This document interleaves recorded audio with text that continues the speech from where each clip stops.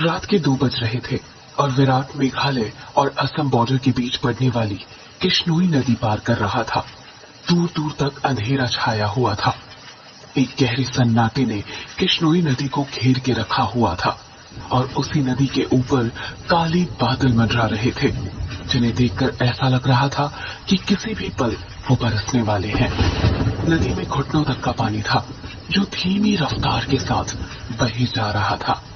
विराट के एक हाथ में मोबाइल का टॉर्च था तो दूसरे हाथ में साइकिल का हैंडल। विराट पैदल पैदल मोबाइल के टॉर्च की रोशनी के सहारे नदी पार कर ही रहा था कि तभी उसका मोबाइल फोन बजने लग जाता है। विराट ने फोन उठाते हुए कहा, हाँ वंदना, बोलो। मोबाइल के अंदर से एक औरत की आवाज सुनाई देती है। कहाँ तक पहुँचे आप जी? किश्नोई नदी तक पहुंच गया हूँ वंदना, बस ये किश्नोई नदी पार करी और फिर मैं सीधे तुम्हारे पास। वंदना की घबराते हुए आवाज सुनाई देती है। क्या कहा? किश्नोई नदी पार कर रहे हो आप? और नहीं तो क्या, अब तुम्हें तो पता ही है कि बंगला मुड़ा गांव से रोंगकामुचा गांव जाने का तो एकमात्र यही रास्ता है ना, और वो भी नदी पार करके जाना पड़ता है। आपको इतनी रात में वापस नहीं आना चाहिए था, ग्रेवयार्ड कोठी में ही रुक जाना चाहिए था। आपको पता है ना, नदी के पास वो घूमती है। विराट हैरानी के साथ पूछता है, वो घूमती है मतलब? आपको सब पता है, पर फिर भी आप जानबूझकर ऐसा बोल रहे हैं ना। माँ जी ने बताया था ना कि नदी पार करते वक्त उसका नाम नहीं लेना चाहिए, वरना वो सच में आ जाती है।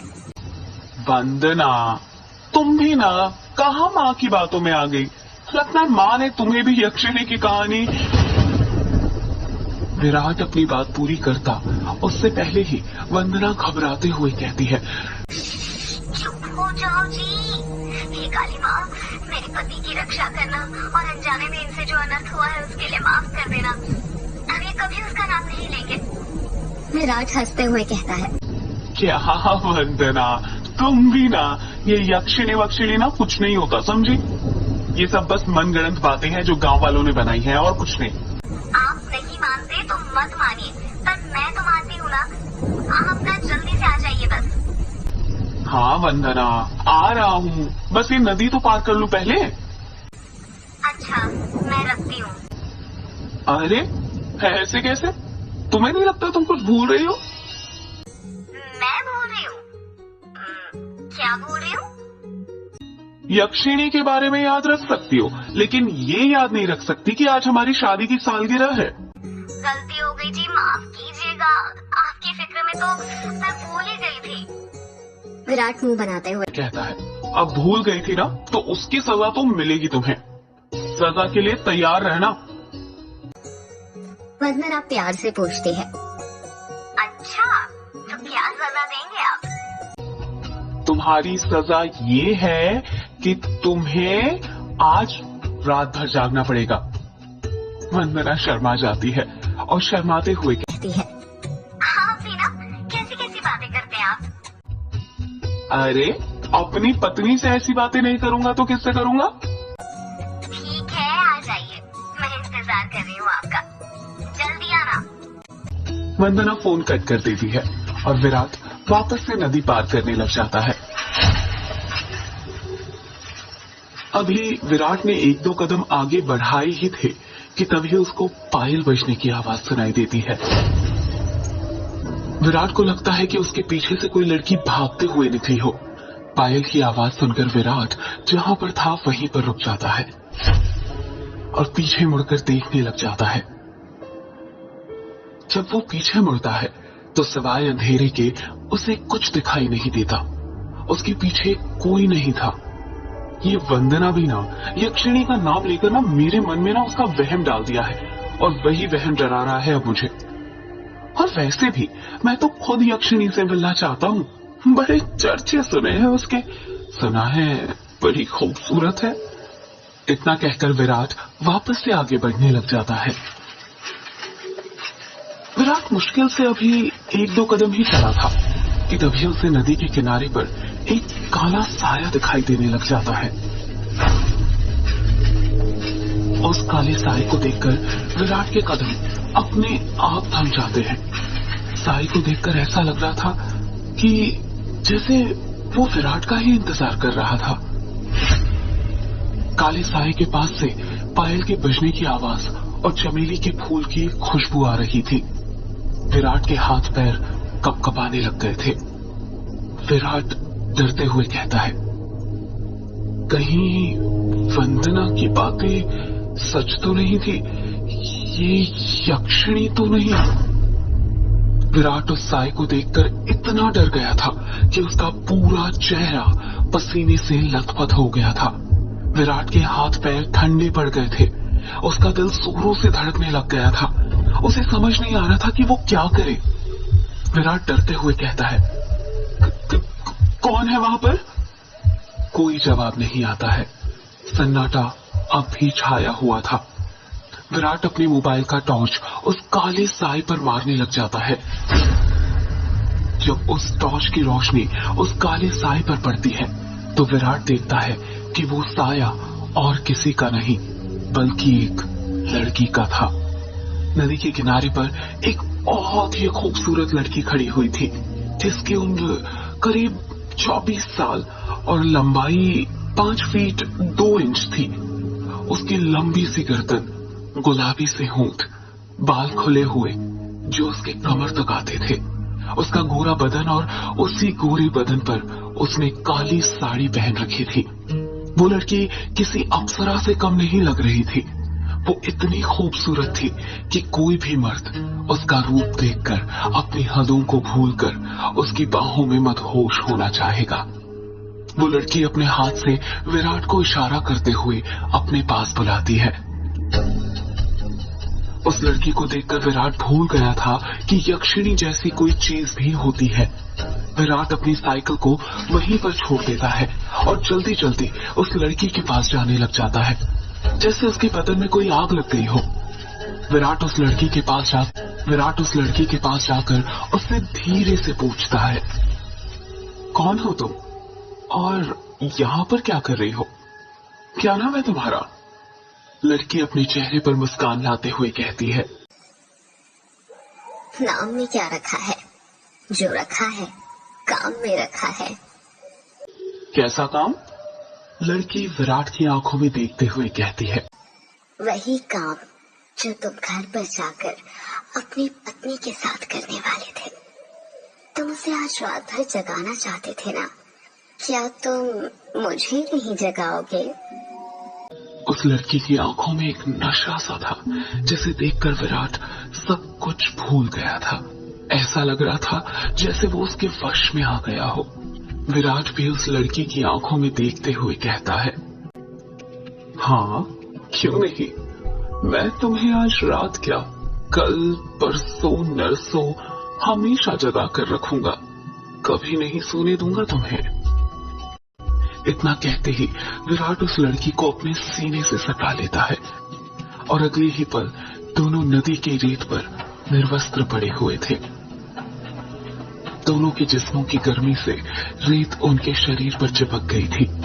उस लड़की के बदन में से चमेली के फूलों की खुशबू आ रही थी।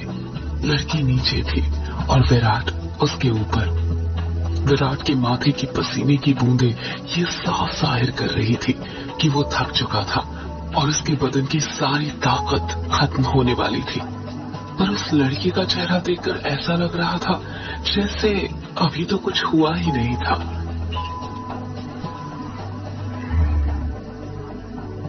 उसके अंदर की प्यास अभी बुझी नहीं थी।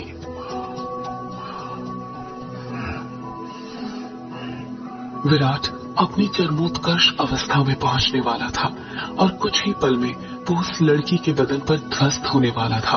तभी उसकी नजर उस लड़की के वक्ष पर पड़ती है और वो देखता है कि उस लड़की के वक्ष पर धीरे धीरे झुर्रियां आने लग गई थी। उसके हाथ पैरों की नसें बाहर निकलने लग गई थी। उसके बाल काले से सफेद होने लग गए थे। देखते ही देखते वो लड़की अचानक से बूढ़ी औरत में तब्दील हो जाती है। ये सब देखकर विराट की आंखें फटी की फटी रह गई थी। उसका गर्म बदन अचानक से ठंडा पड़ गया था। विराट कांपते हुए कहता है, कौन हो तुम? वो लड़की धीरे से कहती है,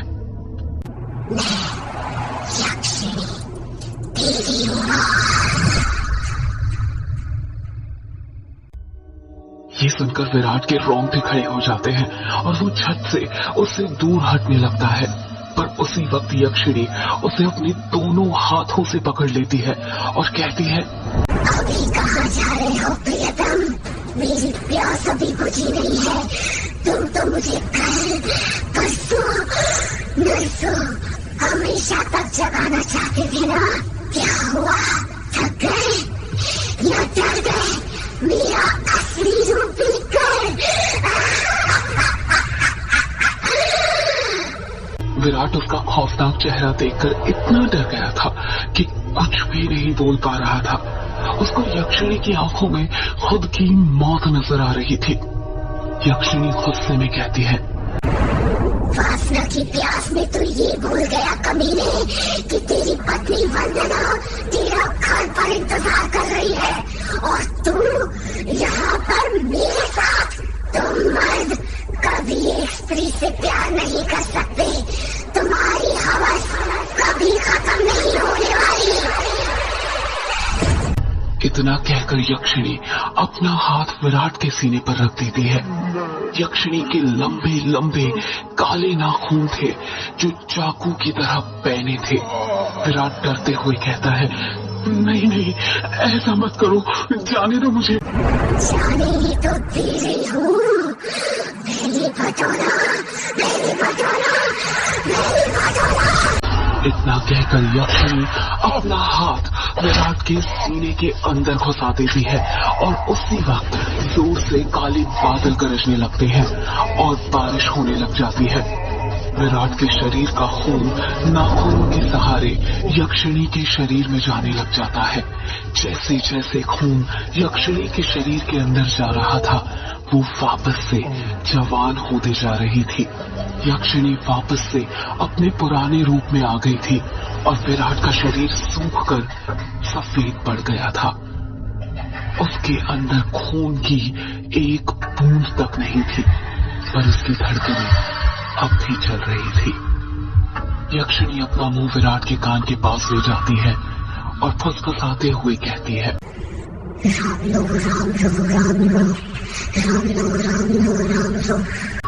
इतना कहकर यक्षिणी अपना खून से सना हाथ विराट के सीने से बाहर निकालने लग जाती है।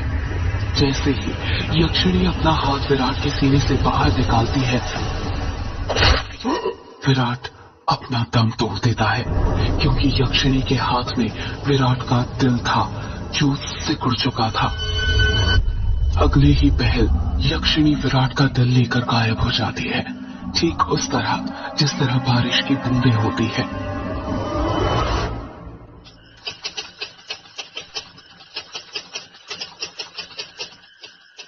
टाइपराइटर की बटन दबने की आवाज सुनाई दे रही थी। एक आदमी जो कि कोट पैंट पहना हुआ था, एक बंद कमरे में सफेद टाइपराइटर के ऊपर कहानी टाइप कर रहा था। उस आदमी ने बड़ा सा गोल चश्मा पहना हुआ था। कमरे के अंदर चारों तरफ बुक शेल्फ रखी हुई थी, जिनमें करीब 1000 से भी ज्यादा किताबें जमी हुई थी। टेबल के ऊपर ही एक एश ट्रे थी, जिसमें कुछ आधी जली तो कुछ पूरी जली सिगरेट और ऐश रखी हुई थी। लेखक खुद से कहता है, चलो ये भाग तो पूरा हुआ। अब दूसरे भाग में वंदना अपने पति की मौत का बदला लेगी, साथ में यक्षिणी के अभिशाप का पता भी लगाएगी और उसे ना इस अभिशाप से मुक्ति दिलाएगी। रीडर्स को बहुत दुख होगा विराट की मौत से, पर क्या करे, मौत होगी तभी तो हॉरर कहानी आगे बढ़ेगी ना। इतना कहकर लेखक एक सिगरेट जलाता है और उसके कश खींचते हुए अपने मोबाइल से किसी को फोन करने लग जाता है।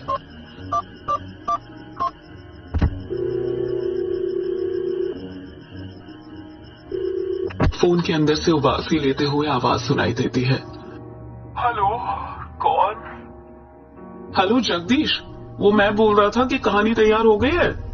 अच्छा सर, आप है, क्या कहा आपने? कहानी तैयार हो गई? ये तो बहुत अच्छी बात है सर, पर बुरा मत मानिएगा सर, ये बात आप मुझे सुबह भी तो बता सकते थे। इतनी रात में कॉल करने की क्या जरूरत थी? लेखक सिगरेट का कश खींचते हुए कहता है। क्या कहा? इतनी रात में? आखिर अभी वक्त ही क्या हुआ है? बस। लेखक ने इतना कहा ही था, तभी उसकी नजर उसके हाथ की पुरानी सी वॉच पर पड़ती है और वो देखता है कि रात के 3:05 हो रहे थे। लेखक अपनी गलती महसूस करते हुए कहता है, अरे 3 बज गए, इतनी रात हो गई, मुझे तो पता भी नहीं चला। मुझे तो लगा अभी 9-10 ही बज रहे होंगे। कोई बात नहीं सर, मैं समझ सकता हूँ, आप इतनी लगन के साथ इतनी कहानी लिखते हैं कि आपको वक्त का एहसास ही नहीं होता। हाँ, ये तो है। देखना, जब ये किताब आएगी ना तो लोगों के रोंगटे खड़े हो जाएंगे। रात रात भर जागकर ये कहानी लिखी है मैंने। वो तो होनी ही है सर, आखिर आपकी कहानी में जान होती है, इतनी जान की सोए हुए मुर्दों को भी जगा दे और उनको भी कहानी सुनने के लिए मजबूर कर दे। वैसे अभी जो कहानी आपने लिखी है उसका नाम क्या है? इस कहानी का नाम है यक्षिणी एक गायन। मोबाइल के अंदर से हैरानी के साथ आवाज सुनाई देती है। क्या कहा सर? यक्षिणी? हाँ, यक्षिणी। क्या हुआ, तुम इतना शॉक्ड क्यों लग रहे हो? सर, मैंने सुना है ये जो यक्षिणी है ये आपके गांव के पास जो किश्नोई नदी है वहां पर घूमा करती है और मर्दों के साथ वो सब, यानी वही सब करके उन्हें मार देती है। हाँ तो सर, आपको डर नहीं लगता जिस गांव में यक्षिणी घूमती है वहीं पर रहकर उसके बारे में कहानी लिखकर, अगर यक्षिणी ने आपको कुछ कर दिया तो? जगदीश, यक्षिणी इतनी बुरी नहीं होती जितना गांव के लोग और तुम सब समझते हो। मतलब ये कि यक्षिणियां बहुत अच्छी होती है, इतनी अच्छी कि दूसरों की खुशी के लिए अपना सब कुछ कुर्बान करने के लिए तैयार हो जाए। पर कभी कभी जिंदगी में कुछ ऐसी घटना घटती है कि आपकी पूरी जिंदगी बदल जाती है। कैसी घटना सर? मैं कुछ समझा नहीं। पौराणिक मान्यताओं के अनुसार हमारे ब्रह्मांड में अनेक लोक हैं, जिसमें देवी देवताओं, सुर असुर, राक्षसों का वास होता है। इन सभी लोगों की दूरी पृथ्वी से अलग अलग है। कहा जाता है कि इन सभी लोकों में विष्णु लोक सबसे ऊपर है और सबसे निचला लोक यक्ष यक्षिणियों और अप्सराओं का है, जो पृथ्वी से सबसे नजदीक है। जो लोक पृथ्वी के सबसे नजदीक है, उस लोक के देवी देवताओं की पूजा करने से वो देवी देवता जल्दी प्रसन्न होते हैं। जगदीश बीच में ही बोल पड़ता है। ऐसा क्यों सर? उस लोक के देवी देवता जल्दी प्रसन्न क्यों होते हैं? क्योंकि लगातार ठीक दिशा और समय पर किसी मंत्र की साधना करने से उन देवी देवताओं तक तरंगे जल्दी पहुंचती है। यक्ष यक्षिणियों के लोक में से ही एक यक्षिणी द्वापर युग के अंत में पृथ्वी पर आई थी, जिसको एक अभिशाप मिला था। एक ऐसा अभिशाप जिसने उसकी जिंदगी बदल दी थी। कैसा अभिशाप सर? आप किस अभिशाप की बात कर रहे हैं और उसे ये अभिशाप किसने दिया था? एक दूसरे लोक से पृथ्वी लोक पर आई यक्षिणी को एक अभिशाप मिला था। आखिर क्या था वो अभिशाप और किसने दिया था?